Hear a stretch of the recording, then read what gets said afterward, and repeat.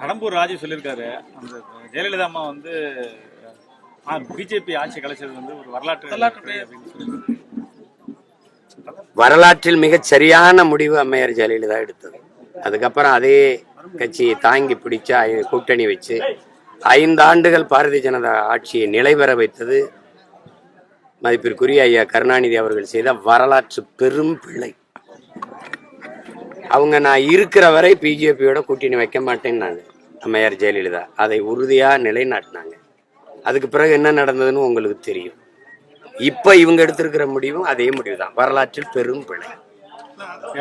நீங்க ஒரு கேள்வி கேட்கிறீங்க, இந்தியாவை யார் ஆள்றது அப்படிங்கிற போது பிஜேபியோட கூட்டணி வைக்காம தமிழ்நாட்டை யார் ஆள்றது அப்படிங்கிற போது பிஜேபியோட கூட்டணி வைக்கிறதுனால என்ன வந்துடும்?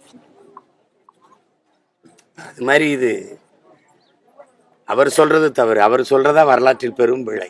அம்மையார் ஜெயலலிதா அந்த காலகட்டத்தில் சரியான முடிவு எடுத்து வெளியேறி வந்து இனிமேல் எப்போதும் பாரதிய ஜனதாவோட கூட்டணி இல்லைன்னு மெரினா கடற்கரை நடந்த மாநாட்டில் உறுதியளித்தார்கள். அதுபோல மரண நொடி வரை அவர்களோடு கூட்டணி வைக்கல. அவங்க இறந்தாங்க. 4.5 ஆண்டு கால ஆட்சி யார் நடத்திக்கிட்டு இருந்ததுன்னு உங்களுக்கு தெரியும்.